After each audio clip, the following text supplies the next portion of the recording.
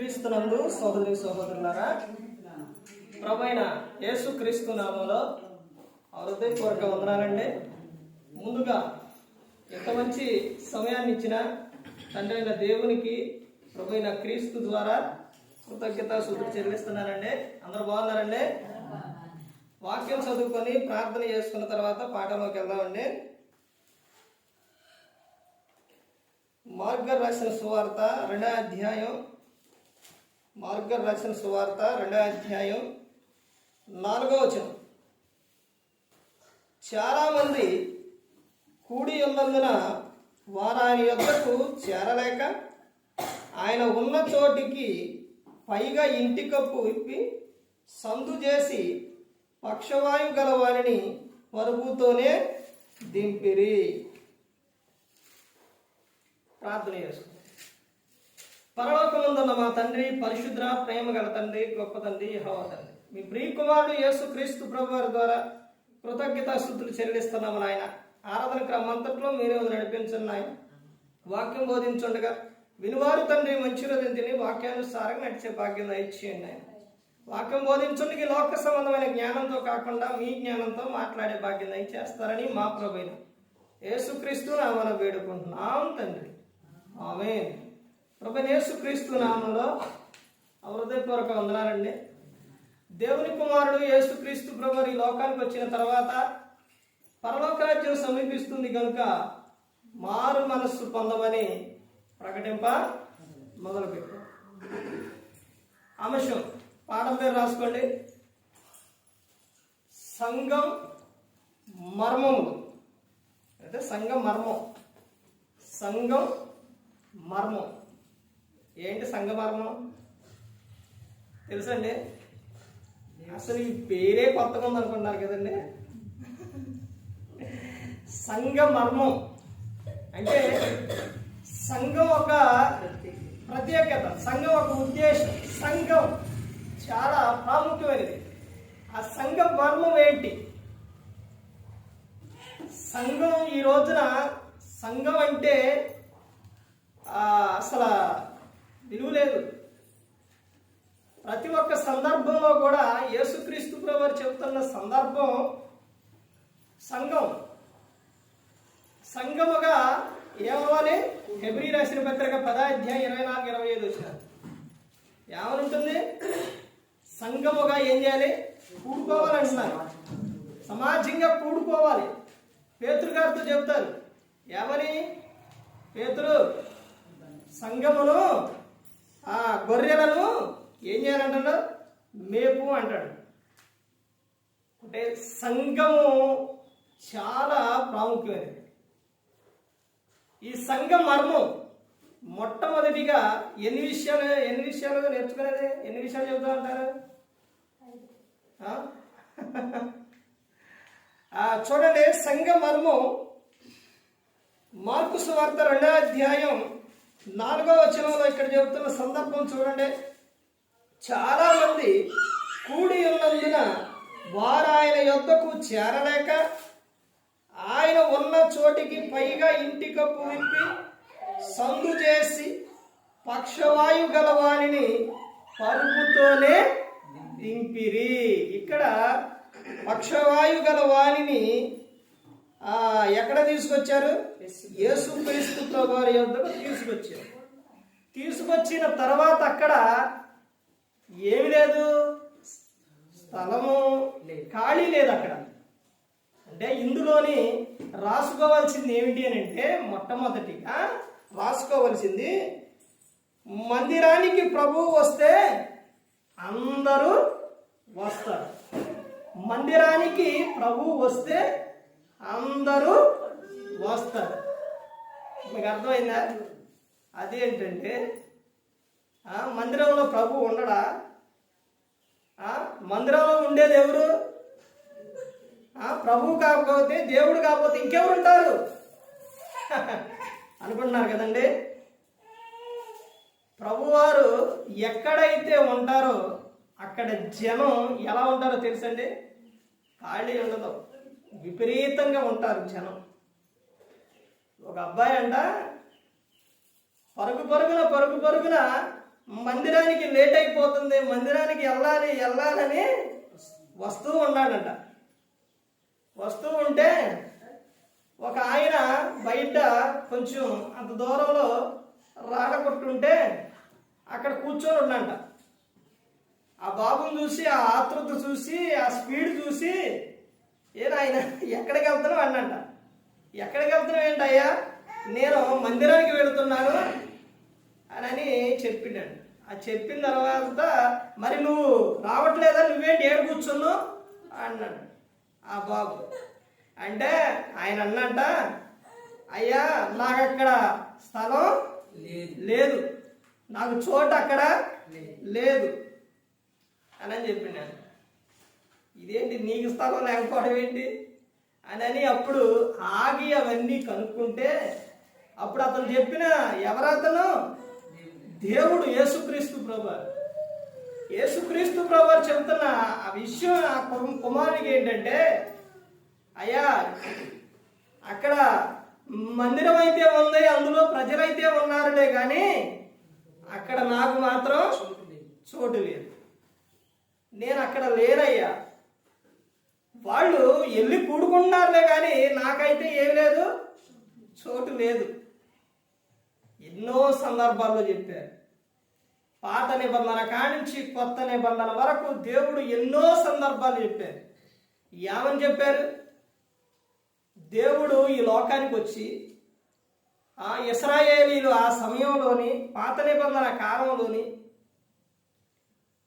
ఒక చోట దేవుడు ప్రాంతానికి ఒక చోటకు వచ్చినప్పుడు, గుడారంలోనే అక్కడికి వచ్చినప్పుడు ఏం చేశారంటే దేవుణ్ణి పట్టించుకోవాలా. దేవుడు వస్తూ ఉంటే పట్టించుకోవాలా. దేవుడు ఎంతసేపు చూసినా వీళ్ళు ఏం చేస్తున్నారు? వీళ్ళు ఎంతవరకు కూడా వాళ్ళ పనుల విషయాల్లోనే, వాళ్ళ పనులు ఎంతవరకు పని లేకపోతే బయట చూసి చూసి చూసి ఏం చేశారు? వెళ్ళిపోయారు.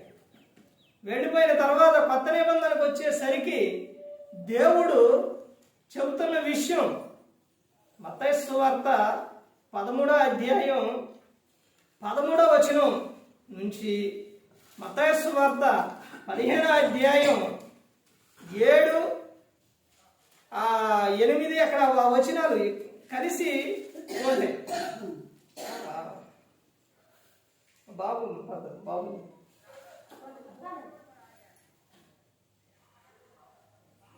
ఆ వచనాల్లో ఏం కనపడుతుంది మనకి?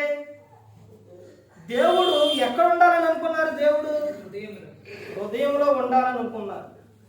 మందిరానికి వస్తే ఎట్లా పట్టించుకోవట్లా, మందిరంలోని చోటు లేదు. ఇప్పుడు దేవుడు ఎక్కడ ఉండాలనుకున్నారు? మనిషిలోని ఉండాలనుకున్నారు. వాళ్ళ హృదయాల్లో దేవుడు ఉండాలని కోరుకుంటారు.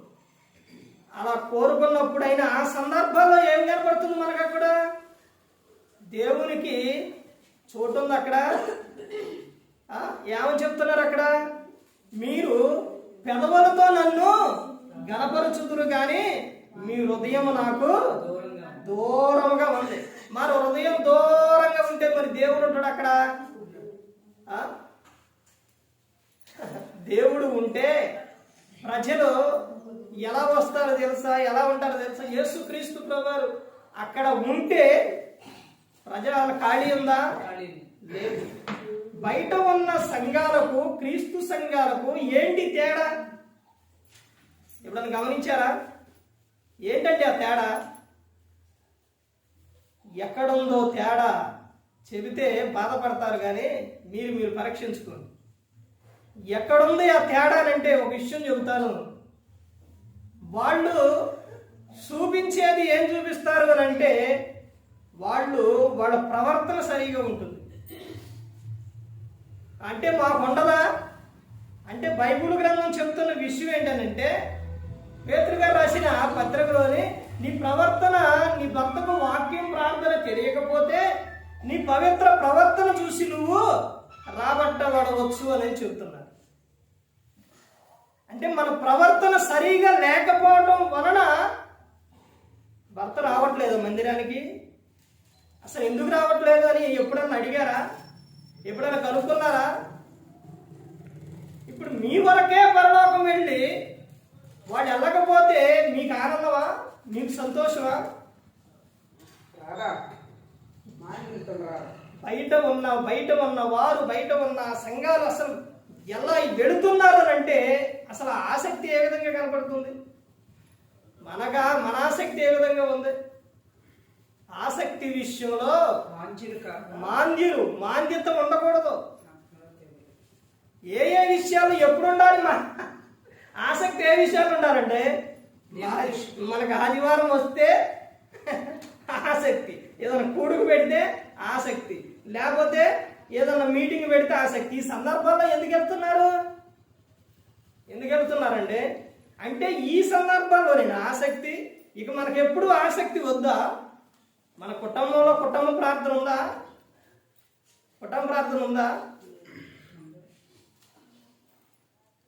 కుటుంబ ప్రార్థన లేకపోతే అక్కడ దేవుడు అక్కడ ఉంటాడా? దేవుడు లేకపోతే ఎవరుంటారు అక్కడ? ఎవరుంటారంటే అపవాదికి అవకాశం ఇస్తే అపవాది చేసేది ఏంటి? చికాకులు, అల్లరి, గొడవలు. దేవుడున్న ఆ కుటుంబం, దేవుడున్న ఆ వ్యక్తులు వాళ్ళు ఎలా ఉంటారు అంటే దేవునికి నీ హృదయంలో చోటిస్తే, యేసుక్రీస్తు ప్రభువారు పరిశుద్ధుడు గనుక, ప్రేమామూర్తి గనుక నువ్వు పరిశుద్ధంగా జీవిస్తూ నీలో ఏం కనబడుతుంది? ప్రేమ కనబడుతుంది. దేవునికే నీ హృదయంలో చోటు లేకపోతే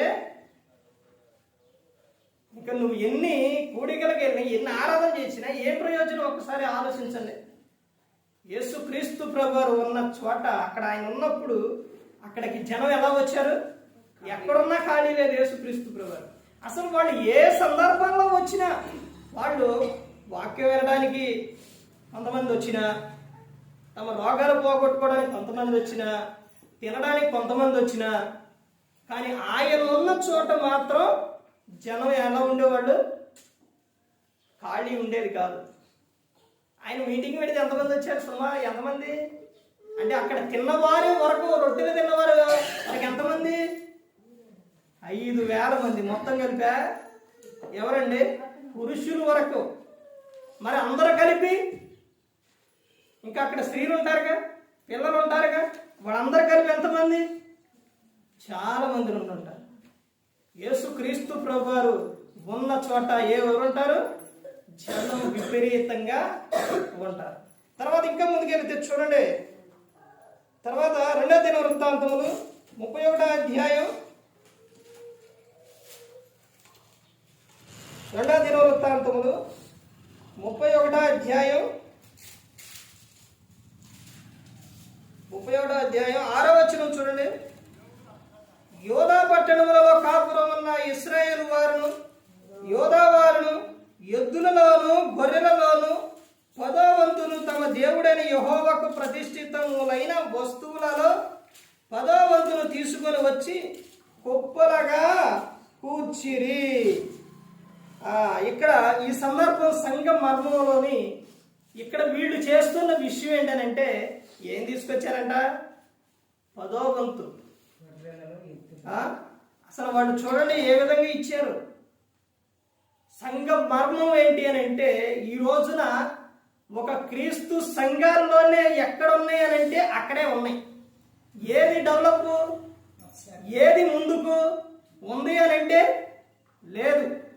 ఏది కారణం ఏంటి అని అంటే వాళ్ళు ఏమిస్తారు? దశంభాగం ఇస్తారు, వాళ్ళు కానుకలు ఇస్తారు. ఎందుకు ఇస్తారు? క్రీస్తు సంఘములో ఉన్న అది చాలా గొప్పది అసలు సంఘం. కానీ ఇక్కడున్న విధానం ఏంటనంటే, దరిద్రం ఏంటనంటే, ఏ ఆలోచన మా చిన్నప్పటి నుంచి ఒక ఆలోచన ఉండే మేము వెంటనే ఉండేవాళ్ళం. అప్పటి నుంచి ఇప్పటి వరకు మారవు, ఎప్పుడూ మారవు ఈ ఆలోచనలో. వీళ్ళ ప్రవర్తన మారదు, ఇక్కడే కాదు ఎక్కడైనా అంతే, అన్ని చాట్ల అంతే. ఆలోచన మారదు, ఒక క్రియలో మారదు, దేవునికి ఇచ్చే విషయం మారదు, ఏది మారదు. ఏం మారింది? ఏది మారదు. ఏంటనంటే ఇచ్చేది ఎవరికి ఇస్తున్నావు? దేవునికి కాదు. ఇస్తే ఎవరు తీసుకుంటారు? సేవకుడు తీసుకుంటాడు. మేము ఇచ్చేది ఎవరికి? సేవకునికి. ఒక ఆమె కానుక తీసుకొస్తుంటే అమ్మా వద్దునమ్మంటే ఆమె అన్న ఇష్యూ ఏంటో తెలుసా? అయ్యా నీకు కాదు, ఇచ్చేది ఎవరికి? దేవునికి. రోజున ఒక సంఘం డెవలప్ అవ్వట్లేదనంటే, ఒక సంఘం ముందుకు వెళ్ళట్లేదంటే దేవునికి ఇచ్చే విషయాల్లో ఎంత బాగుండారో కదండి. ఇక్కడ సంఘ మర్మం ఏంటంటే, సంఘ మర్మంలో కానుకలు, ఈ దశమ భాగాలు లేకపోతే ఇవన్నీ లేవు అనుకుంటారేంటి? వాక్యం చదువుతారు, బైబిల్ చదువుతారా? బైబిల్ చదివితే అర్థమవుతుంది. ఇక్కడ ఏమని చెప్తున్నారో చూడండి. ఇక్కడ ప్రభువుకు నువ్వు ఇవ్వడం ప్రారంభిస్తే అందరూ ఏం చేస్తారు? వేస్తారు. ఏదన్నా ఒక మీటింగ్ అని పెట్టినప్పుడు సంఘంలోని ఒకళ్ళు లెగిసి నేను రైస్ ఇస్తానంటే, బియ్యం ఇస్తానంటే పక్క ఎవడో ఏం చెప్తారు? ఇంకొకటి ఇస్తారు, ఇంకొకటి ఇస్తారు, ఇంకొకటి ఇస్తారు. అసలు నువ్వే ఇవ్వకపోతే ఇంకా వాళ్ళు ఎట్టిస్తారు? ఒక సంఘము 10 మంది ఉన్న సంఘం కింద పాలిసిరా వేసాను. ఆయన చెబుతున్న విషయం వాళ్ళేనండి. అసలు ఎలా డెవలప్ అయింది? ఎలాగైంది? వాళ్ళు ఇచ్చే విషయాల్లో వాళ్ళు చేస్తున్న విషయం ఏంటో తెలుసండి. మన సందర్భంలో చెప్పాను అనుకుంటా, వివాహం గురించి. ఆ సేవకుడు వచ్చి చెప్పడా, మొత్తం వాళ్ళే చెప్పారు. ఎక్కడికి వెళ్ళేవాళ్ళు. మనం చెబుతామా? ఇదిగో మా సంఘంలో మరి మాకు ఇవి కావాలండి, మరి ఏమన్నా సహాయం చేస్తారా? మేము ఇది చేసుకోవాలండి. లేకపోతే మన దగ్గర లేకపోతే 10 మంది సంఘం పాలసీ వేసారంటే అసలు ఒక ఆశ్చర్యం చూడండి. ఎలా వేసారు అని నేను అడిగితే వాళ్ళు చెప్పిన సందర్భం ఏంటంటే, ఆయన వాడక చెబితే వాడు ప్రార్థన చేసి వారికి తెలిసిన వాళ్ళకే చెప్పారు. వాళ్ళ నుంచి ఏమొచ్చింది? ఆ సహాయం చేశారు. నువ్వు ఇస్తే పక్కన వాడు కూడా ఏం చేస్తారు? ఇస్తారు. అర్థమైందంటే తర్వాత ఇంకా ముందుకెళ్తే చూడండి, మత్తయి సువార్త 4వ అధ్యాయం. మత్తయి సువార్త 4వ అధ్యాయం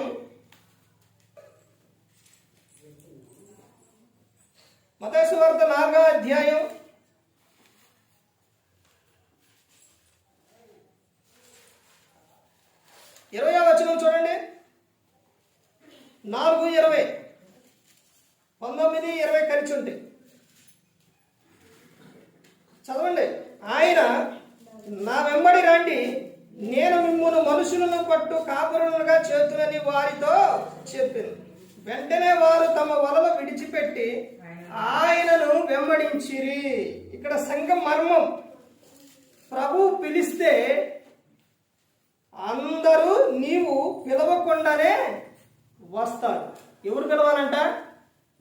ఎవరు పిలవాలి? ప్రభు పిలవాలి. ప్రభు పిలిస్తే మనం పిలవకుండానే వాళ్ళు ఏం చేస్తారు? వస్తారు అని చెబుతున్నారు. సంఘ మర్మం.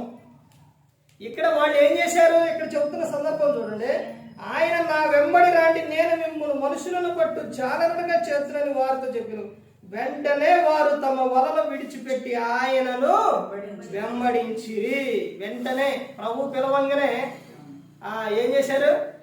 ప్రభు వాక్కు ప్రభు పిలుస్తున్నాడు అని అంటే ప్రభు పిలుస్తాడు. ఎలా పిలుస్తారు? వాక్యం ద్వారా. ఈ రోజున ఎలా పిలుస్తారంటే వాక్యం ద్వారా పిలుస్తారు. అలా పిలిచినప్పుడు, వాక్యం వినపడుతున్నప్పుడు, ప్రభు పిలుస్తున్నప్పుడు ఆ రోజున ఏం చేశారు? వాళ్ళు వెంటనే తమ వలలు విడిచిపెట్టి వచ్చేసారు. వాడి వ్యాపారం, వాడి వృత్తి ఎలాంటిదనంటే వేలు కాదు, లక్షలలో ఉండిద్ది చేపల వ్యాపారం. అక్కడ చాలా విపరీతమైన అవన్నీ కూడా ఏం చేశారు? విడిచిపెట్టి వచ్చేసారు. తర్వాత ఇంకా ముందుకెళ్తే చూడండి, ఏం చెప్తారు? అపోస్తుల కార్యాలు 12వ అధ్యాయం. అపోస్తుల కార్యాలు 12వ అధ్యాయం 22వ వచనం. జనులు ఇది దైవస్వరమే గాని మానవ స్వరం కాదని కేకలు వేసిరి.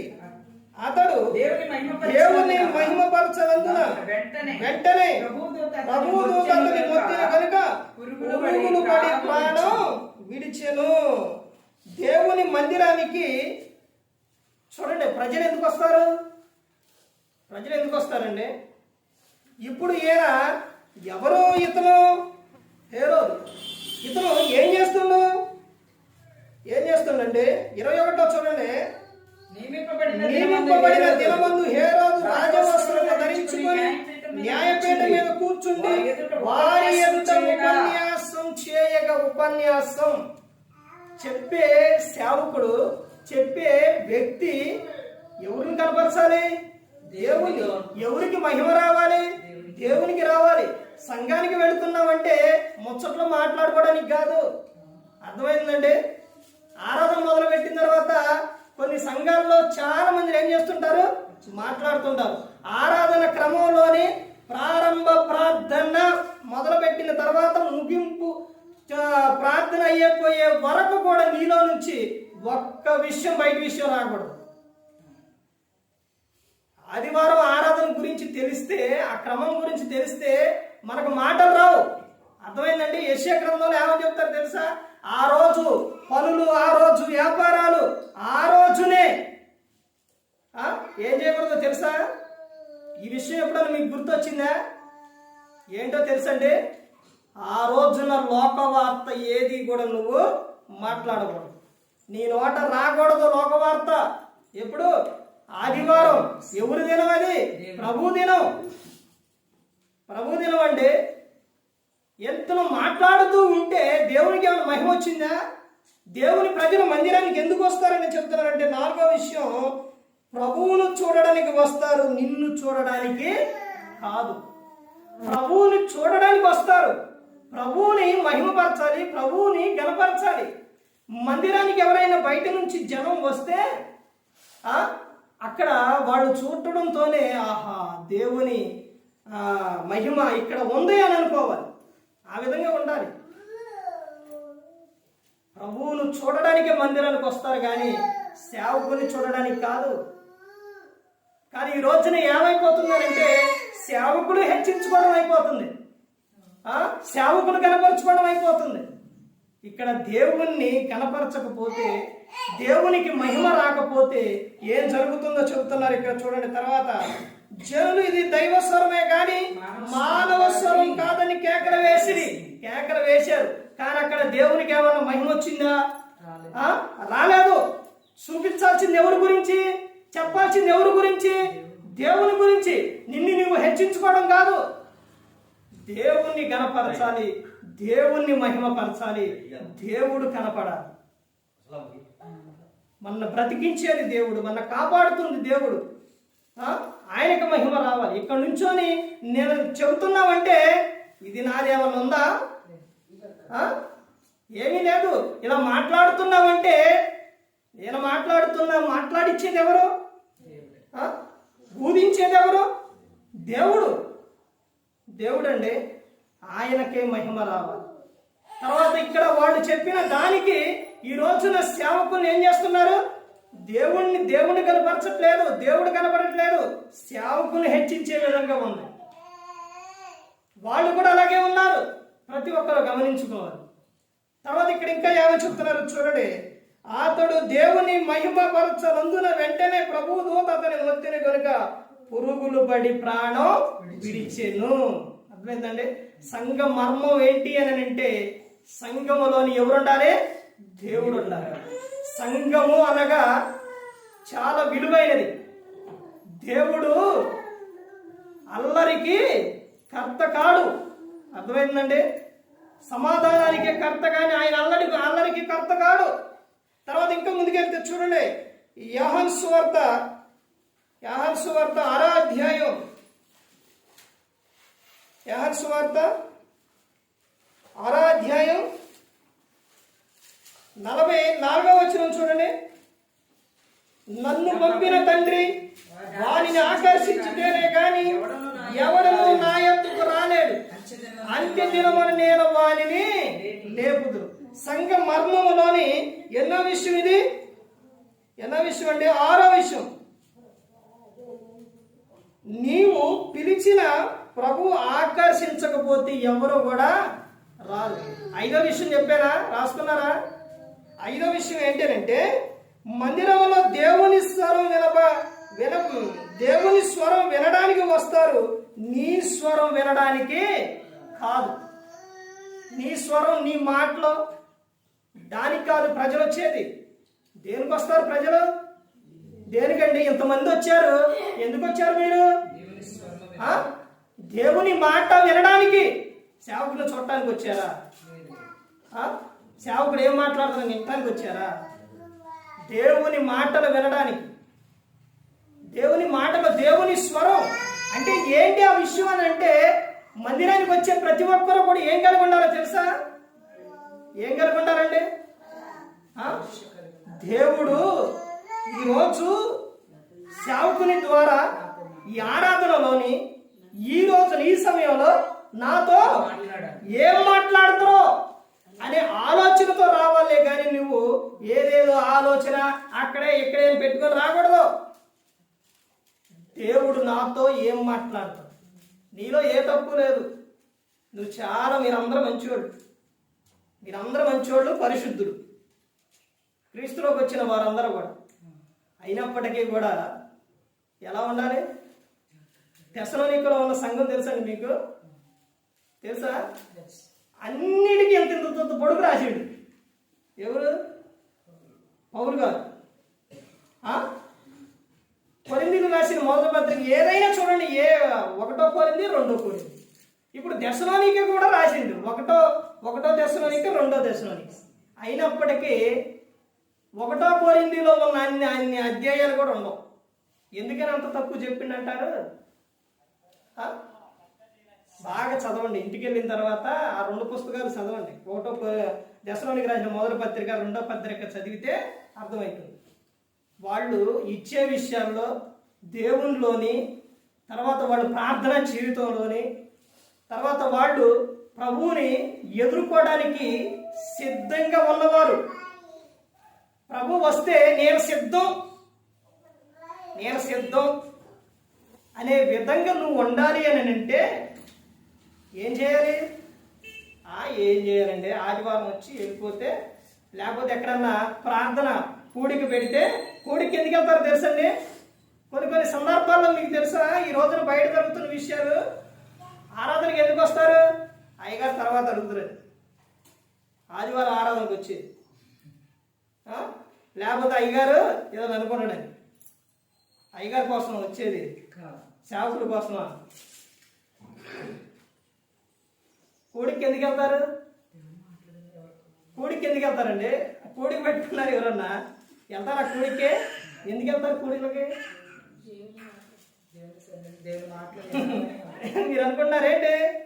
కూడికి ఎందుకు వెళ్ళలేదంటే, ఆ పిలిచినోడు, ఆ ఇంటి వాడు రేపొద్దున మాతో ఎదురు మాట్లాడరేమని, లేకపోతే వెళ్ళకపోతే బాగోదని, లేక వాళ్ళు రారని. ఇన్ని విధాలుగా మనిషి ఆలోచన. నువ్వు కూడికి వెళ్ళినా, మందిరానికి వెళ్ళినా, ఎక్కడికి వెళ్ళినా సేవకుడిని చూడటానికి కాదు, అక్కడ ఉన్న వారిని చూడటానికి కాదు, దేవుణ్ణి మాట వినడానికి, దేవుణ్ణి చూడడానికి నువ్వు మందిరానికి వెళ్ళి.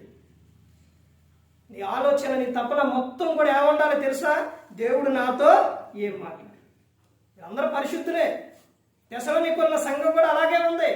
కానీ వాళ్ళకి చెబుతున్న విషయం ఏంటంటే, అపోస్తలుడైన పౌలు గారు చివరి అధ్యాయాలకు వచ్చేసరికి వాళ్ళు చెబుతున్న విషయం ఏంటంటే, మీరు మీ దేహం, మీ శరీరము, మీ ఆత్మ ఎలా ఉండాలంటే ప్రభువు రాకడ సమయంలో ఎలా ఉండాలి? సిద్ధపాటు, నిందారహితముగాను పరిశుద్ధముగాను ఉండాలి. ప్రభువును ఎదుర్కొనడానికి నువ్వు సిద్ధపడి ఉండాలి. ఈరోజు ప్రార్థన చేసిరండి, రేపు అవసరం లేదులే అని అంటే, ఈరోజు ఉదయం బ్రష్ చేశారా? చేశారు, వెరీ గుడ్. రేపు ఎందుకు రండి? రేపు ఆగి ఎల్లుండి అనుకుంటారా? అనుకోరు. ప్రతిరోజు బ్రష్ చేస్తారు. చేయకపోతే వాసన, దుర్వాసన. అలాగే నువ్వు ప్రతిరోజు ఏం చేయాలి? ప్రార్థన చేయాలి. చేయకపోతే వాసన. ఏ వాసన? దుర్వాసన యాడ్ నుంచి వచ్చింది అది. అలా దుర్వాసన వస్తుంది అని అంటే నువ్వు ప్రార్థన చేయకపోతే నీలో ఒక దుర్మార్గుడు అంటే ఒక పనికి మారినోడు నీలో ఉంటాడు. ఎవడు? అపవాది. నువ్వు ప్రార్థన ఎప్పుడైతే చేయకుండా ఉంటుందో వాడు నీ చుట్టూ తిరుగుతూ ఉంటాడు నిన్ను ప్రార్థన చేయకుండా చేయడానికి. నువ్వెప్పుడైతే ప్రార్థన మానేస్తావో నిన్ను ఏం చేస్తారో వెంటనే పట్టుకున్నాడు. మొన్న సేవకుల మీటింగ్ క్లాసుల్లోనే బయట ఉన్న వ్యక్తులకి ఈ దెయ్యాలు పట్టడం, లేకపోతే వాళ్ళు పడిపోవటం, లేకపోతే వాళ్ళ నుంచి పోయిందంటాం, ఇవన్నీ చెబుతారండి క్రీస్తు సంఘం. అక్కడ సేవకుల మీటింగ్. మరి క్రీస్తు సంఘంలో ఉన్న వారికి ఎందుకు పట్టవు అని అన్నారు. అందరికీ బయటపడతాయి కదా, ఏళ్ళకెందుకు పట్టవు అన్నారు. కానీ అక్కడ ఎవరు మాట్లాడాలంటే వాళ్ళు చెప్పే స్పీకర్ వాళ్ళు మాట్లాడారు.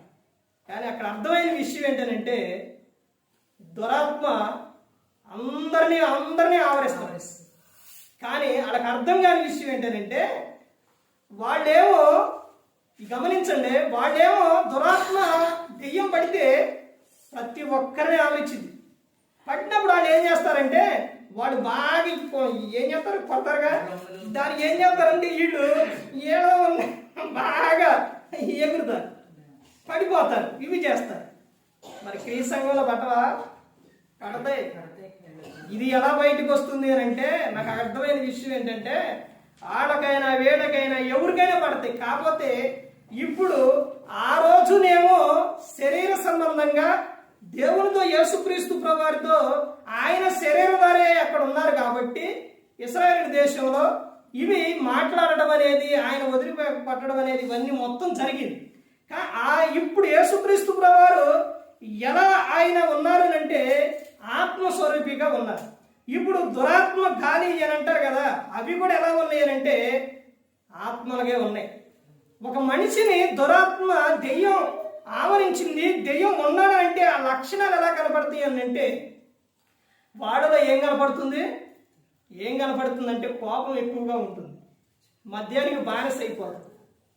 ఎక్కువ ఎలా ఉంటుందంటే భయంకరమైన విధానానికి. పరలోకంలో మీటింగ్ జరిగిందా? ఎప్పుడు జరిగింది అనుకుంటున్నారా? యోగ గ్రంథం 1వ అధ్యాయంలో ఉంటుంది. పరలోకంలో మీటింగ్ జరిగినప్పుడు అక్కడికి దెయ్యం కూడా వచ్చిందా? ఎవరు దెయ్యం అంటే కొత్త దెయ్యం అంటే చనిపోయిన వ్యక్తులు అనుకునేవాళ్ళు, చనిపోయిన వ్యక్తులు కాదు. అదేంటంటే మొన్నేనండి నాకు కనపడదే, మా ఇంటికి వచ్చిన రమ్మంటుంటే మీరేంటంటే దెయ్యాలు అనుకుంటున్నారా? అది నీ భయం. అర్థమవుతుందండి? నీ భయాన్నే ఆయుధంగా తీసుకుంటాడు. నువ్వు దేని గురించి అయితే భయపడుతున్నావో, దేని గురించి ఆలోచిస్తున్నావో దాన్నే ఆయుధంగా తీసుకుంటాడు. క్రైస్తవులన్న ప్రార్థన మానేస్తారేమో కానీ సాతాను దూతలు వాళ్ళ పనులు మానేయరు, వాళ్ళు ముమ్మరంగా చేస్తారు. మనం ప్రతిదినము కూడా పోరాడమే. అపోస్తలుడైన పౌలు గారు ఎఫెసీయులకు రాసిన పత్రిక 6వ అధ్యాయం 10వ వచనం నుంచి ఉంటుంది. దురాత్మల సమూహం ఎక్కడుండే ఆకాశ మండలం అందున్న దురాత్మల సమూహంతో ఏం చేస్తున్నాం మనం? యుద్ధం, పోరాటం. ప్రతిదినం క్రైస్తవుడికి యుద్ధమేనండి. నువ్వు ఆ యుద్ధం నువ్వు ఆపావో నువ్వు అయిపోతావు. అర్థమవుతుందండి? యుద్ధం ఆపకూడదు, ప్రతిదినం పోరాటమే. అక్కడ మీటింగ్ జరిగినప్పుడు ఆ దేవదూతలతో పాటు ఎవరు వచ్చారు? అపవాది కూడా అక్కడికి వచ్చినప్పుడు తండ్రి అయిన దేవుడు అడుగుతారు. ఏమని అడుగుతారు? అపవాది ఎక్కడి నుంచి వస్తున్నావంటే, ఎక్కడి నుంచి వస్తున్నా? భూమి మీద అటు తిరిగి వస్తున్నా. ఈ దురాత్మ పట్టిన వాడు చేసేది అదే. ఏం చేస్తారు? ఎక్కడికి వెళ్ళొస్తున్నామంటే ఆడికి వెళ్ళొస్తున్నా. ఒక చాట ఉండరు. ఓకే, ఏం చేస్తుంటారు? తిరుగుతూ ఉంటారు. మైండ్ సరిగా ఉండదు, ప్రశాంతంగా ఉండరు, సంతోషంగా ఉండరు. అర్థమైందండి? ఈ విధంగా ఈ లక్షణాలు కనబడతాయి. ఈ లక్షణాలు కనబడటంతోనే అప్పుడే అర్థమైపోయింది. మరి క్రియ సంఘంలో ఉన్నవారు పట్టమంటారే, అర్థమైందండి. అవి పోవాలి అని అంటే ఏం చేయాలి? పోవాలంటే ఏం చేయాలండి? మార్కు సువార్త 9వ అధ్యాయం 28-29 వచ్చిన ఏమంటుంది? యేసుక్రీస్తు ప్రభువుని అడుగుతారు, అయ్యా ఇలాంటి ఈ దురాత్మలు పోవాలి అని అంటే ఏం చేయాలి అని అన్నప్పుడు అందుకు ఆయన ఇది ఇలాంటిది వదిలిపోవాలంటే ప్రార్థన వలనే సాధ్యం, ఉపవాస ప్రార్థన వలనే సాధ్యం. ఉపవాసం అనగా అర్థం ఏంటి? దేవునితో సహవాసం కలిగి ఉండటం, అర్థమైందండి. దాని వలనే సాధ్యం. ఈ రోజున ఎందుకు అని అంటే మన ప్రార్థన చేయం, వాక్యం చదవం, మన ప్రవర్తన కాపాడుకోం. అందుకనే ఇవి ఏం చేస్తున్నాయి? దురాత్మలకు అవకాశం వచ్చేసి మనుషులను ప్రశాంతంగా ఉండకుండా వాళ్ళని ఏం చేస్తున్నాయి? చనిపోయే విధంగా తీసుకెళ్తారు. చనిపోయే విధంగా చేస్తాయి. అట్ట ఎలా చేస్తాయి? ఎలా చేస్తాయి అంటే బైబిల్ గ్రంథంలో యోధా ఇస్కరియోతు ఏం చేశారంటే క్రీస్తుని అప్పగించిన తర్వాత తాను చనిపోయే వరకు కూడా మనస్సాక్షి ఏం చేసింది? గద్దిస్తూనే ఉంది. అర్థమవుతుందండి. నువ్వు తప్పు చేశావు. ప్రతి ఒక్కరు కూడా గమనించుకోవాలి. తర్వాత ఇంకా ముందుకెళ్తే చూడండి, విలాప వాక్యములు చివరిగా చూడండి. విలాప వాక్యాలు 2వ అధ్యాయం, విలాప వాక్యములు 2వ అధ్యాయం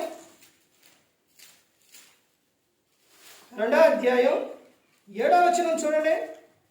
ప్రభు తన బలిపీఠము విడనాడెను, తన పరిశుద్ధ స్థలములందు అసహించుకొనెను, దాని నగరుల ప్రాకారములను శత్రువుల చేతికి అప్పగించెను. వారు నియామక కాలమున జనులు చేయనట్లు యెహోవా మందిరమందు ఉత్సాహధ్వని చేసిరి. ఇక్కడ మందిరంలో దేవుడు ఉంటే ప్రజలు ఉంటారు, ప్రభు లేకుంటే ఎవరు కూడా ఉండరు. ఇదే అర్థం. చివరిగా క్రీస్తు సంఘం మర్మం అర్థమైందంటే వాళ్ళు ఏం చేశారంట? ఉత్సాహ ధ్వని. మందిరానికి ఎలా రావాలంటే ఆనందంతో రావాలి, సంతోషంతో రావాలి. ఆదివారం వచ్చింది అలా అనే విధంగా కాదు, ఏదో బాధతోనే దుఃఖంతోనే కాదు, అర్థమైందండి. ఆనందంగా సంతోషంగా రావాలి. 24 గంటల్లో దేవుని నువ్వు ఎంతసేపు ఆరాధిస్తావు, ఎంతసేపు శుద్ధిస్తావు? 2 గంటలు లేదా 2:30. కానీ మిగతా సమయం అంతా దేవుడు నిన్నేం చేస్తాడో కాపాడుతూ ఉన్నాడు. దేవుని మర్మం, సంఘ మర్మం యొక్క ఉద్దేశాలు చాలా ప్రాముఖ్యమైనవి, చాలా విలువైనవి, అర్థమైందండి. అందుకని ప్రతి ఒక్కరు కూడా గమనించుకోవాలి. 7 విషయాలు ఏంటంటే, మందిరానికి ప్రభువు వస్తే అందరూ వస్తారు. మందిరానికి ప్రభువు వస్తేనంటే మనలోని ఎవరిని చూపించాలి? ప్రభువుని చూపించాలి. ప్రభువుకి అక్కడ ఏమివ్వాలి? చోటు ఇవ్వాలి. తర్వాత చెప్తున్న విషయం, ప్రభువుకు నీవు ఇవ్వడం ప్రారంభిస్తే అందరూ ఇస్తారు. దేవునికి ఇవ్వడం అనేది నేర్చుకోవాలి. మన గృహం కానీ మన కుటుంబం కానీ అది డెవలప్మెంట్ అంటే ముందుకు ఎలాగో డెవలప్మెంట్ లేకపోతే ఏం చేస్తారు? దాన్ని డెవలప్ చేయడానికి చూస్తూ ఉంటారు. అలాగే సంఘం కూడా అందరిది కాబట్టి ఆ సంఘాన్ని ఏం చేయాలి? అభివృద్ధికరంగా ఉండాలి. చూడటంతోనే వీళ్ళ సంఘం, దేవుని సంఘం, అబ్బా ఎంత బాగుందండి, ఎంత ఇదిగా ఉందండి అనే దేవునికి మహిమ వచ్చే విధంగా రావాలి. నిన్ను చూసినప్పుడు రావాలి, మందిరాన్ని చూసినప్పుడు కూడా రావాలి. వాళ్ళ అమ్మగారు ఇటు నుంచి గొల్లపూడి సిస్టర్ని ఇచ్చింది. ఆమె క్రిస్మస్ ముందు ఇటు నుంచి వెళుతూ ఉంటే ఇక్కడ పెయింటింగ్స్ ఇవన్నీ వేస్తుంటే ఇవి చూసి ఆ మందిరం భలేగా ఉంది, చక్కగా ఉంది, నీట్గా ఉంది అని ఫోన్ చేసి చెప్పారు. ఫోన్ చేసి చెప్పారు మందిరం బాగుంది. అదే కన్నా ఎలా పడితే అలా ఉండి చికచికగా ఉంటే ఒకసారి ఆలోచించండి. దేవుని మందిరాన్ని లోపలైనా బయటైనా ఏం చేసుకోవాలంటే శుభ్రంగా ఉంచుకోవాలి, నీట్గా ఉండాలి, మంచిగా ఉండాలి. మన హృదయం అలాగే ఉండాలి, మనం కూడుకొని దేవుణ్ణి ఆరాధించే మందిరం కూడా ఆ విధంగా ఉండాలి. తర్వాత చెప్తున్న విషయం ఏంటంటే, ప్రభువు పిలిస్తే అందరూ నీవు పిలవకుండానే వస్తారు. ప్రభువు పిలిస్తే ఏం చేస్తారు? అందరూ వస్తారు. తర్వాత చెప్తున్న విషయం ఏంటంటే, ప్రభువును చూడడానికి వస్తారు, నిన్ను చూడడానికే కాదు. ప్రభువును చూడడానికి. ఒక రాణి గారు ప్రార్థన జరిగే సమయంలోని మోకాళ్ళు వేసి ప్రార్థన చేస్తూ ఉంటే రాణి గారు వచ్చి పక్కన మోకాళ్ళు వేసిందంట. వేసిన తర్వాత పక్కన ఉన్న ఆమె ఎలా ఉంటుంది అంటే, ఆమె దగ్గర వచ్చే స్మెల్ వాసన తెలిసిపోతుందిగా, ఏంటి ఎలాంటి వాసన వస్తుందని పక్కనంట చూసిందంట. చూసి అమ్మో రాణిగారా అని లెగపోయిందంట. లెగపోయేసరికి పక్కకి లెగపోయేసరికి ఆమె ఉందంట, కూర్చో కూర్చో మోకాళ్ళై ఆనందంట. అంటే ఆ ఉద్దేశం ఏంటంటే ప్రభు దేవుని మందిరంలో అందరూ సమానమే, తక్కువ ఎక్కువ ఏమి ఉండదు, అందరూ కూడా సమానమే, అందరూ దేవుని పిల్లలు. ఇందులోని సేవకుడు అంటే ఏంటంటే దేవుడు పిలుచుకున్న వ్యక్తి, దేవుడు ఏర్పరచుకున్న వ్యక్తి, దేవుని మాటలో చెప్పే ఆయన. తర్వాత నేను వెళ్తే చూడండి, మందిరంలో దేవుని స్వరం వినడానికి వస్తారు, నీ స్వరం వినడానికి కాదు. ఎవరన్నా అన్ని జనులు బయట నుంచి ప్రార్థనకి ఎవరైనా బయట నుంచి వచ్చారనుకోండి, నేను ఆరాధన జరుగుతుంది దేవుని వాక్యం అని మీరు మీటింగ్స్ పెట్టి పక్కేవిడ చక్కగా మాట్లాడుకుంటూ ఉన్నారనుకోండి, వాడు ఏం చేస్తారు? భలేగా ఉంది అనుకుంటారా? అనుకోరు. ఏంది ఇల్లు అనుకుంటారు. మందిరానికి వచ్చింది ఎందుకా అనుకుంటారు. వాళ్ళు ప్రతి ఒక్కటే గమనిస్తూ ఉంటారు. నువ్వు ఎప్పుడైతే ఈ గ్రంథాన్ని పట్టుకుంటావో వాళ్ళు నీ మాట తీరు, నీ నడక, నీ ప్రవర్తన ప్రతి ఒక్కటి కూడా ఏం చేస్తుంటారు? గమనిస్తూనే ఉంటారు. ఎందుకంటే ఈ గ్రంథం పట్టుకున్నావంటే యేసుక్రీస్తు ప్రభువు ఎవరు? పరిశుద్ధుడు, నీతిమంతుడు. మరి ఆయన నమ్ముకున్నామంటే ఆయన విషయం ఆయనను చూస్తారు. అర్థమైందంటే మందిరానికి వచ్చేది దేవుని మాట వినడానికి కానీ నీ మాటలో వినడానికి కాదు. తర్వాత చెప్తున్న విషయం ఏంటంటే, మందిరంలో దేవుని స్వరం వినడానికి వస్తారు, నీ స్వరం వినడానికి కాదు. నీవు పిలిచిన ప్రభు ఆకర్షించకపోతే ఎవ్వరూ రారు. మీరందరూ వచ్చారంటే ప్రభు ఆకర్షించితేనే ఆయన యొద్దకు వచ్చారు అందరూ కూడా. తర్వాత చెప్తున్న విషయం, మందిరంలో దేవుడు ఉంటే ప్రజలు ఉంటారు, ప్రభువు లేకుంటే ఎవరు కూడా ఉండరు. ఇంకా మీకు అర్థం కావాలంటే నేను ఒక్కొక్క విషయం వివరించుకుంటూ పోతే ఇప్పటికే చాలా సమయం అయ్యింది. మీకు అర్థం కావాలి అని అంటే వాక్యం చదవండి, బైబుల్ చదవండి. బైబుల్ కన్నా ఒకవేళ చదవడం రాకపోతే యూట్యూబ్ ఛానల్ ఉంది, గాడ్ మినిస్ట్రీస్ అశోక్ అని యూట్యూబ్ ఛానల్. ఇప్పుడు వీడియో రన్ అవుతుందా? అవి ఆ పేరు కూడా అందులో వస్తాయి, అందులో వినండి. మాకు చదవటం వచ్చు అని వాక్యం చదవండి, రాకపోతే వాక్యాలు వినండి, వినొచ్చు. అర్థమవుతుందండి? మీకు ప్రతిరోజు అందులోని వాక్యాలు అప్లోడ్ వస్తూనే ఉంటాయి, వేలలో ఉన్నాయి. ప్రతి ఒక్కరు గమనించుకోండి. ప్రతి ఒక్కరూ కూడా మనలో ఎవరు కనపడాలని అంటే దేవుడు కనపడాలి. దేవునికి ఏమి రావాలి? ఘనత మహిమ వచ్చే విధంగా ఉండాలి. ఏ ఒక్కరు కూడా నశించి నరకానికి వెళ్ళిపోకూడదని యేసుక్రీస్తు ప్రభువారు ఈ లోకానికి వచ్చి మనందరి కోసం సిలువలో తన ప్రాణాన్ని పెట్టి ఉన్నారు. మరి ఈ విధంగా నిలబెట్టి మాట్లాడించిన తండ్రి అయిన దేవునికి కృతజ్ఞతాస్తుతులు చెల్లిస్తూ, ఇంతవరకు శ్రద్ధగా ఉన్న మీకు ప్రభు పేరున హృదయపూర్వకంగా చెల్లిస్తూ ఈ మాటలు ముగిస్తున్న అందరికీ